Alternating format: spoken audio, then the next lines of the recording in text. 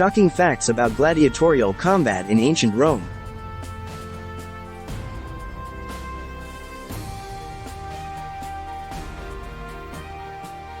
Hello, everyone, and welcome to our channel, where we explore the fascinating history and culture of ancient Rome. Today, we are going to reveal some shocking facts about gladiatorial combat, one of the most popular and brutal forms of entertainment in the Roman Empire. Before we start, make sure to like and share this video with your friends, and don't forget to subscribe our channel and hit the bell icon to get notified of our future videos. Now, let's begin.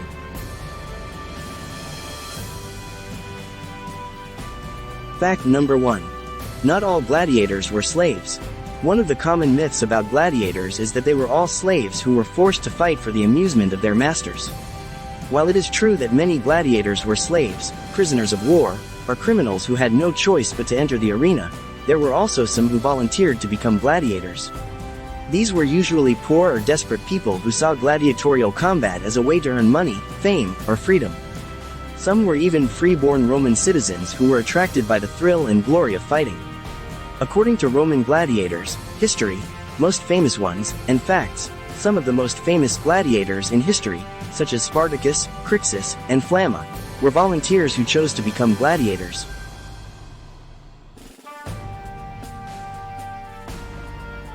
Fact number 2. Gladiators had different types and styles. Another misconception about gladiators is that they all fought in the same way, with the same weapons and armor. In reality, there were many different types and styles of gladiators, each with their own advantages and disadvantages.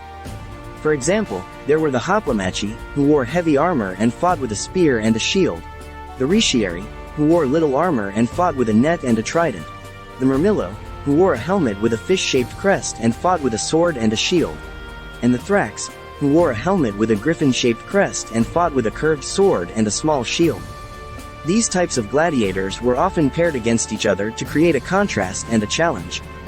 For instance, the retiarius would try to entangle his opponent with his net, while the murmillo would try to close the distance and strike with his sword.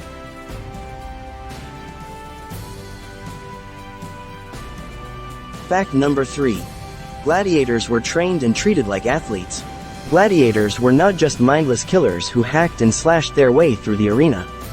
They were trained and treated like professional athletes, who had to follow strict rules and regulations.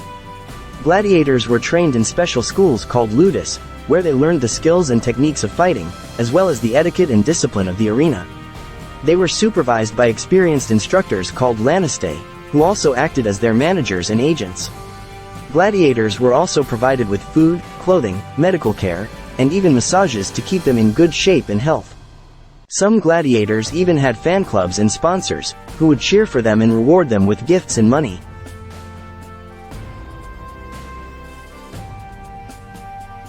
Fact number 4. Gladiators were not always killed in the arena. One of the most shocking facts about gladiatorial combat is that it was not always a fight to the death. Contrary to popular belief, most gladiator fights ended with one of the participants surrendering or being incapacitated, not being killed. According to top 17 fascinating facts about gladiators in the Roman Empire, the mortality rate of gladiators was about 19%, which means that only 1 in 5 gladiator fights resulted in death. This is because gladiators were valuable assets, who cost a lot of money and time to train and maintain. Killing them off would be a waste of resources and a loss of profit. Therefore, the decision to spare or kill a gladiator was usually made by the sponsor of the event, who would take into account the performance, popularity, and potential of the gladiator.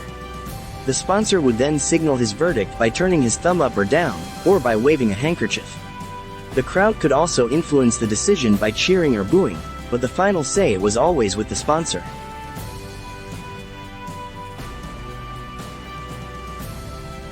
Fact number 5. Gladiators were sometimes seen as sex symbols. Gladiators were not only admired for their courage and skill, but also for their physical attractiveness and charisma. Some gladiators were seen as sex symbols, who aroused the desire and fantasy of both men and women.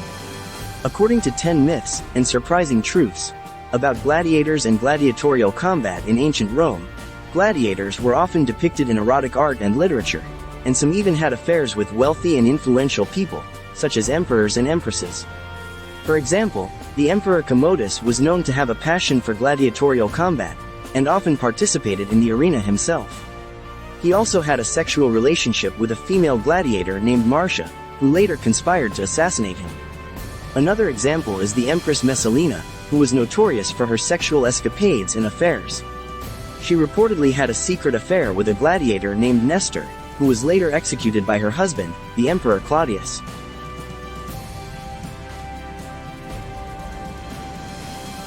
And that's it for our list of shocking facts about gladiatorial combat in ancient Rome.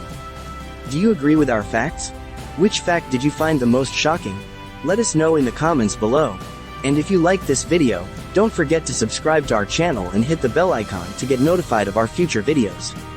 And if you want to see more videos like this, check out our playlist of the best facts about ancient Rome. Thanks for watching, and we'll see you next time.